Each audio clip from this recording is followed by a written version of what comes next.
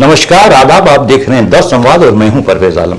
इस वक्त हमारे साथ एक बहुत ही खास मेहमान, एक नौजवान मेहमान मौजूद हैं और आप हैं शायक आलम।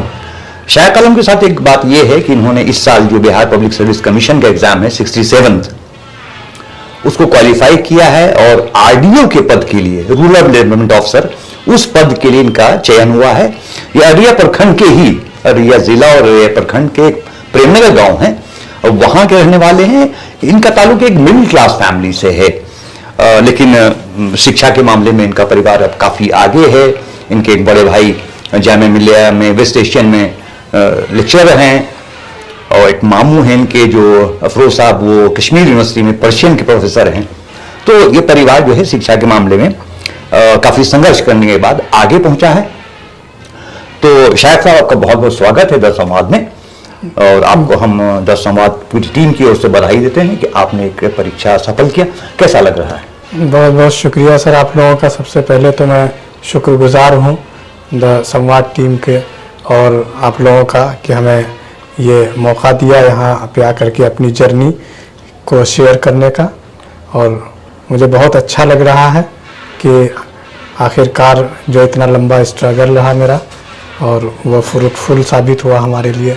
मतलब ये जब आपको पहली खबर मिली रिजल्ट की कि आप फाइनली सेलेक्ट हो गए हैं, जैसे आप कह रहे थे कि आपका 66 में तो पीटी में भी नहीं हुआ, उसके पहले 2 बार मेंस लिखा आपने, इंटरव्यू दिया आपने, नहीं हुआ, 66 में पीटी नहीं हुआ आपका, तो आप फ्रस्ट्रेट हो गए जी। और 67 में फाइनली आप सेलेक्ट हो गए। तो पहला रिएक्शन क्या था आपका? कि जैसा कि सर ये 67 का रिजल्ट जो फाइनल आने वाला था, तो इंटरव्यूज का 20 तारीख को ख़त्म हुआ, 20 अक्टूबर को। तो ये कमीशन की तरफ से कहा गया कि आज ही रिजल्ट घोषित कर दूंगा। अभी कभी ऐसा हुआ नहीं कि जिस दिन इंटरव्यू खत्म हो और उसी दिन रिजल्ट दे दें। तो सभी में काफ़ी वो हुआ कि हिम्मत भी बढ़ी कि सब चीज़ अच्छा रहेगा, लेकिन किसी टेक्निकल इशू की वजह से वो रिजल्ट घोषित नहीं हुआ उस दिन। अच्छा। लेकिन हम लोग को ये अंदाज़ा था कि रिजल्ट इस वीक में आ जाएगा। तो 28 को रिजल्ट अनाउंस हुआ, तो सुबह ही पता चला कि आज रिजल्ट एनी हाउ डिक्लेयर कर दिया जाएगा। दिल की धड़कन तो बढ़ तो उसके बाद से बिल्कुल बेचैनी सर बढ़ जाती है। ना आपको कुछ अच्छा ही नहीं लगेगा, ना खाना ना पीना। ना तो मैं इत्तेफाक से एक दोस्त की शादी में गया हुआ था। अच्छा। बहुत मेरा बचपन का दोस्त था, समस्तीपुर में। अच्छा। तो हालांकि जाना नहीं था, लेकिन रिजल्ट आ जाएगा, कल आएगा हो रहा था। इसी में दोस्तों ने सजेस्ट किया कि जहां भी रहिएगा जो ऊपर वाले ने लिख रखा है वही होगा, अब चले जाइए, उससे बेहतर है। तो मैं चला गया और वहां जाके उसकी बारात निकल रही है और रिजल्ट आने का हम लोग को न्यूज मिल गया। अब ना उठते चैन ना बैठते। अब तो खुशी तो ज्यादा दोहरी हो गई ना आपको। नहीं, रिजल्ट उस वक्त अनाउंस नहीं हुआ था। अब ये था कि मैं खुशी में शामिल हूँ या डबल खुशी होगी, या फिर मैं इस घर में जो है कि खुशी के घर में और गम लेके बैठ जाऊंगा। तो उस ऐसी स्थिति उत्पन्न हो गई। तो बस वही ऊपर वाले का नाम ले रहा था और मस्जिद और जो भी होता है उस वक्त आदमी जहाँ भी दौड़ता है, जहाँ सुकून मिलती है। तो जब रिजल्ट आया तो आपने पहले किसको खबर की? सबसे पहला इंफॉर्मेशन किसको दिया? सर असल रिजल्ट जो है ना, पहले मैं नहीं देखा। अच्छा। क्योंकि वो अजीब सा होता है कि मैं देखूं और वो हो जाए। तो एक दोस्त ही लोग कॉल करते हैं। एक दोस्त ने कॉल किया, लगातार कॉल करने लगे, तो मैं समझ गया कि अब लगता है पॉजिटिव है। तो रिसीव किया तो उन्होंने बोला ऐसा है, उनका भी सिलेक्शन हुआ है इस बार। तो बोला कि आरडीओ मिला है आपको। बस उसी वक्त कॉल काटा और कुछ नहीं। उसके बाद फिर मस्जिद में बैठा हुआ था सर में। अच्छा। तो थोड़ा दुआ मांगा। उसके बाद फिर उठ करके भाई को कॉल लगाया। पहला कॉल भाई को किया आपने, जो दिल्ली में है? जी। अच्छा, उनको बताया? जी, हसन रजा साहब जी, प्रोफेसर हैं। उसके बाद फिर मामू को कॉल लगाया। हाँ, और जहाँ तक अम्मी का सवाल है सर, थोड़ा मैं भावुक हो जाता हूँ। हादसे के बाद से वो जो भाई के साथ आपका हादसा हुआ। हाँ, तो वो मोबाइल रखती नहीं है। अच्छा। क्योंकि वो न्यूज़ जो है कि उनको मोबाइल पे ही मिला था। अच्छा। तो उनसे इस तरह की बात नहीं। हाँ, उस गम में हम लोग भी आपके शरीक हैं। आपके भाई के साथ हादसा हुआ था, जो जमुई में थे, माइनिंग इंस्पेक्टर थे।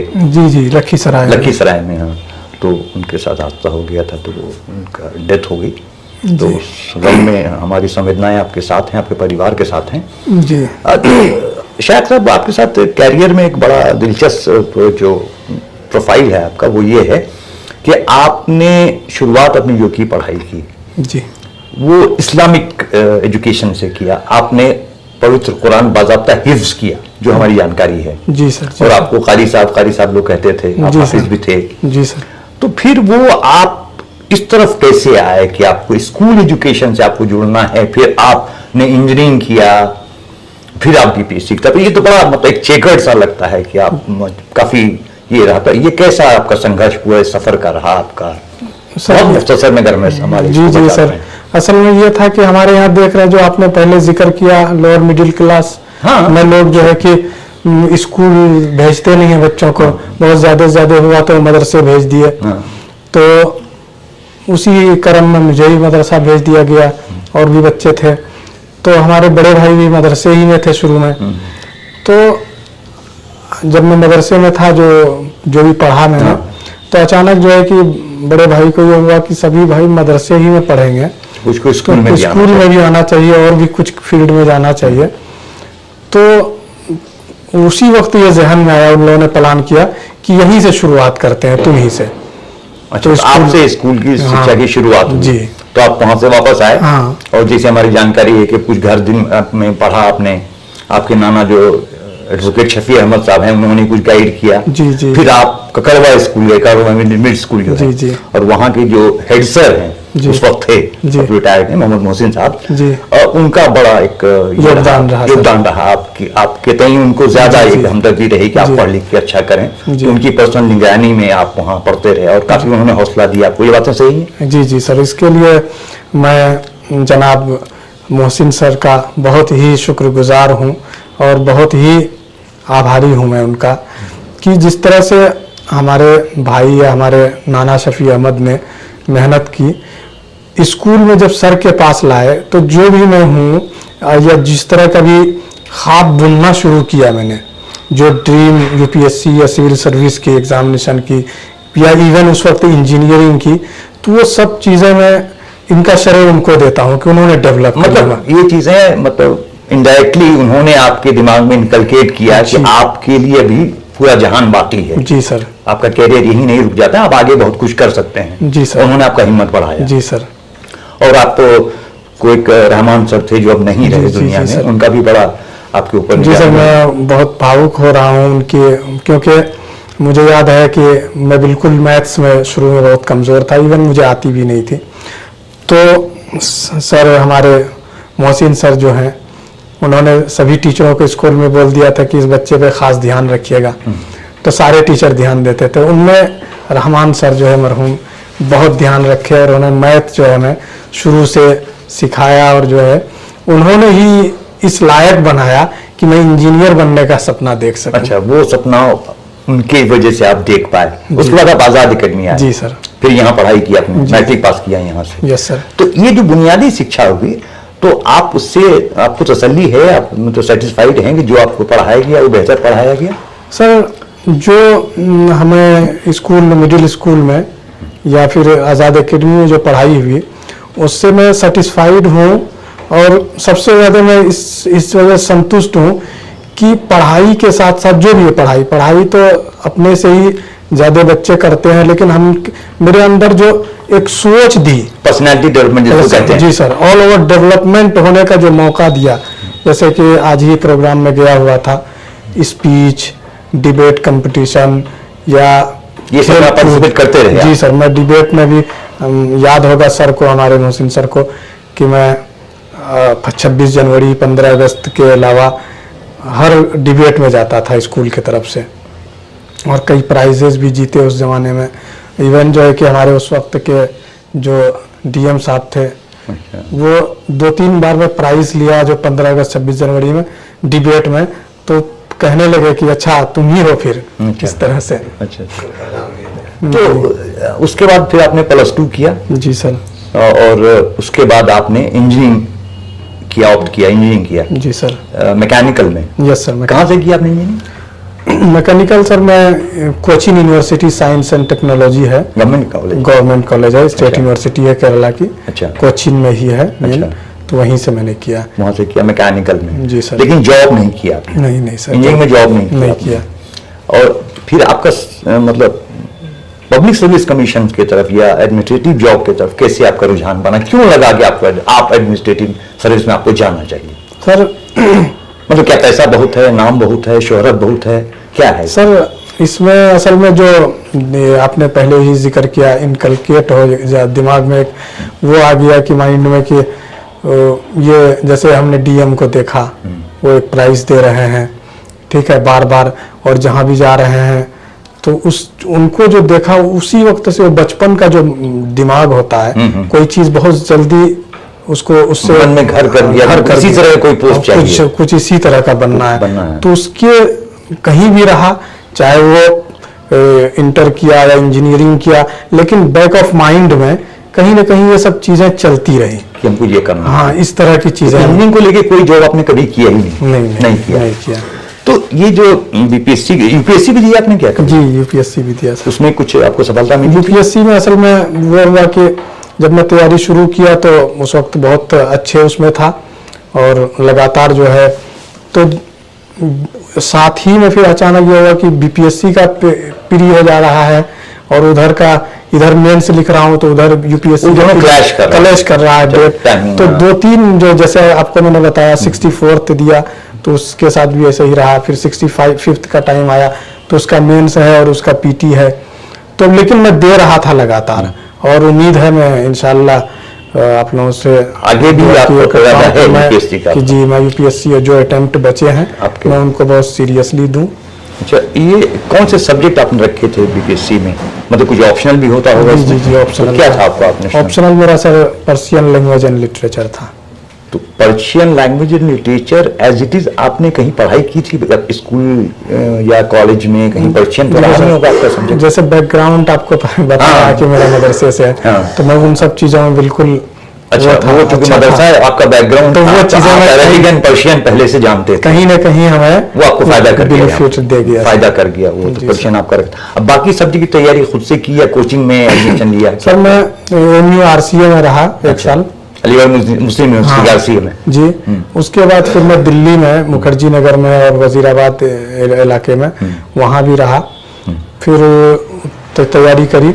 उसके बाद जो कोचिंग इंस्टीट्यूट है, कोचिंग तो ऐसे मैं डायरेक्टली नहीं लिया, लेकिन कुछ दोस्त क्लास वगैरह लिए थे, तो मैं उसी का जो है कि क्लास ऑनलाइन वाला अपने इसमें कर लेता था। अच्छा, दोस्तों की मदद शेयर कर लेता था, शेयर कर लिया। उसके अलावा फिर हज भवन जो है वहाँ पे रहने का मौका मिला। हज भवन में, पटना हज भवन में रहा जो कोचिंग है। हाँ, वहाँ पे GS वगैरह की भी तैयारी कराई जाती है, वहाँ किया, और फिर मॉक इंटरव्यू से लेकर अभी तक की तैयारी वहाँ भी हुई। इंटरव्यू कैसा रहा था आपका? मतलब इंटरव्यू में तो क्या पूछे गए आपसे इंटरव्यू में? आपको क्या लगा कि इंटरव्यू में क्या होता है?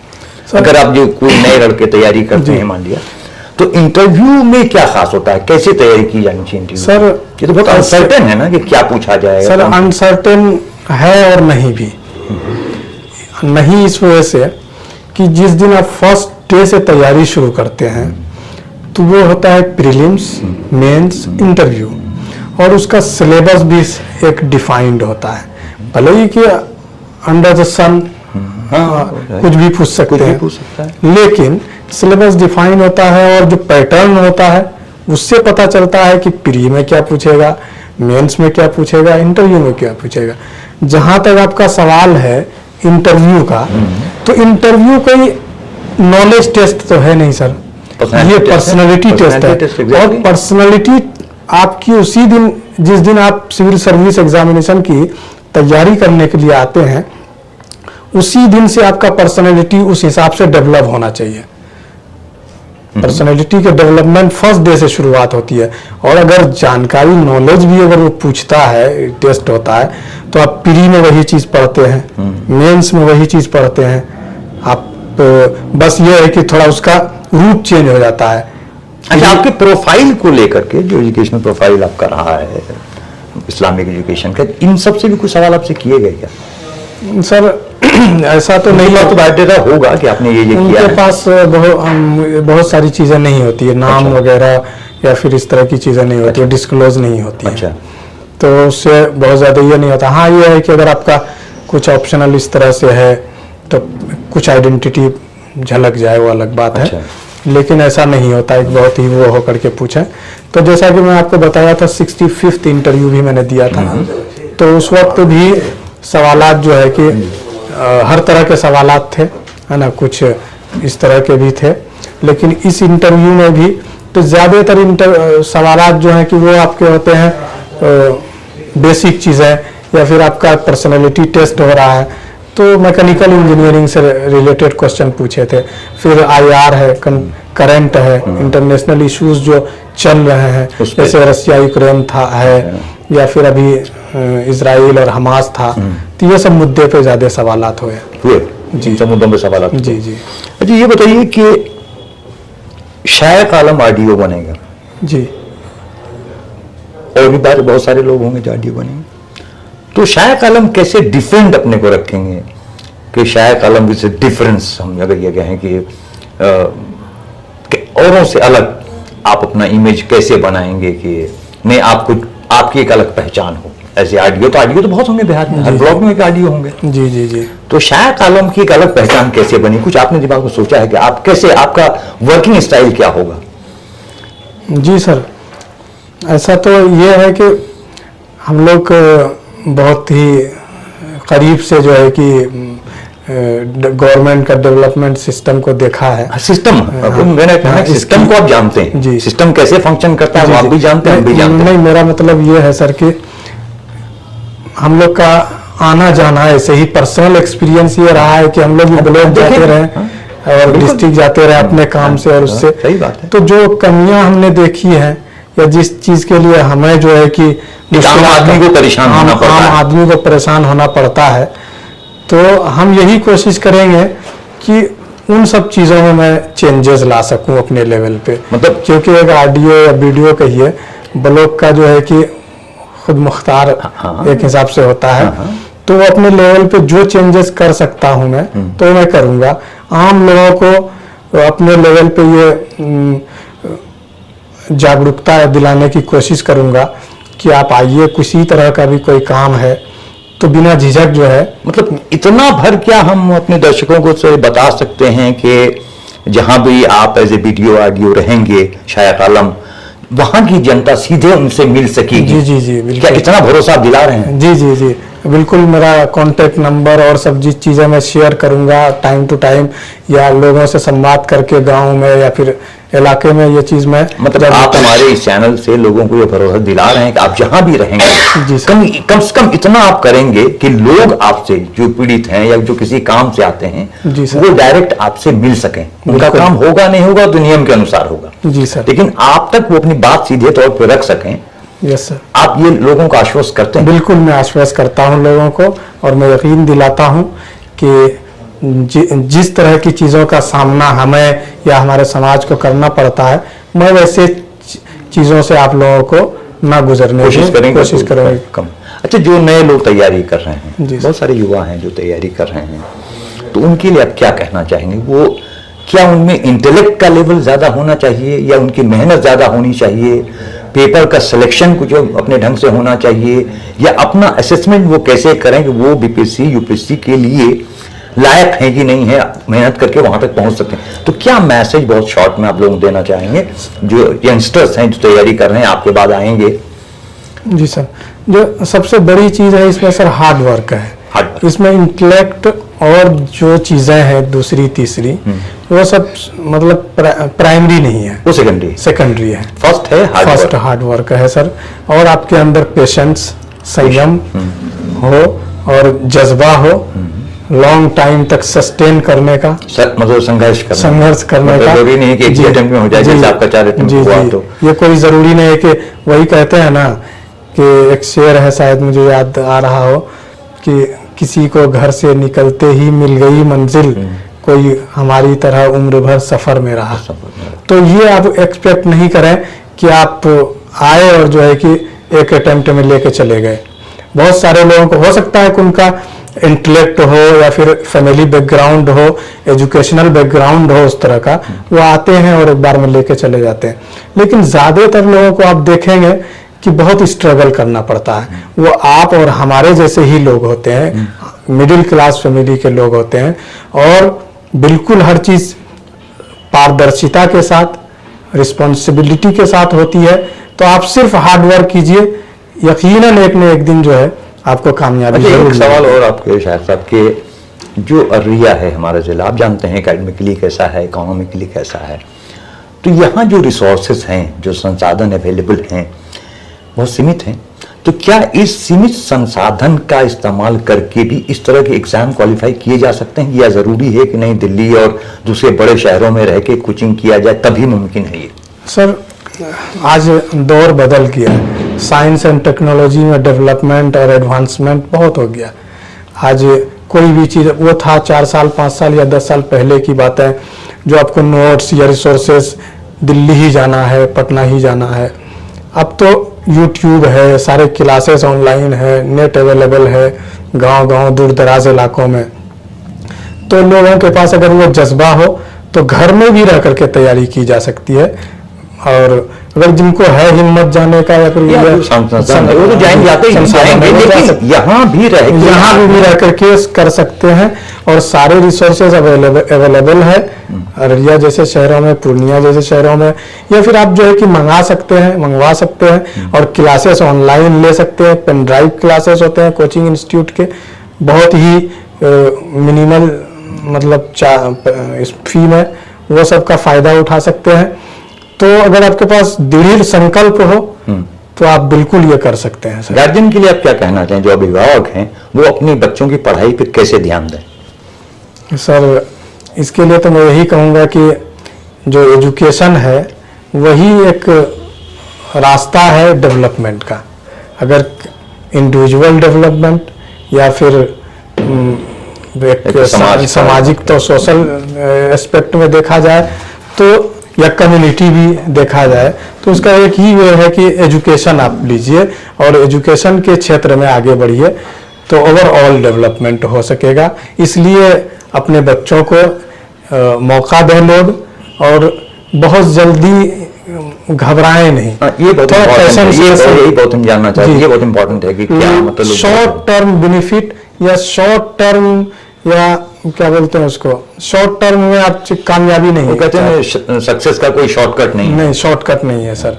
तो यही मैं कहना चाहूँगा कि ऐसा लगता है कि मतलब यहाँ जो हम अपने समाज में देखता हूँ कि देखा कि अच्छा कोई छोटी या मतलब कोई छोटा काम मिल गया या इस तरह से कि 10,000 5,000 कमा रहे हैं, उसके लिए बच्चों को पढ़ाई छुड़वा दी, स्कूल नहीं भेज रहे हैं, चलो कमा ही रहा 10,000 या 15,000, और उसके वजह से वो अपने कैरियर को परस्यू नहीं कर पाते हैं।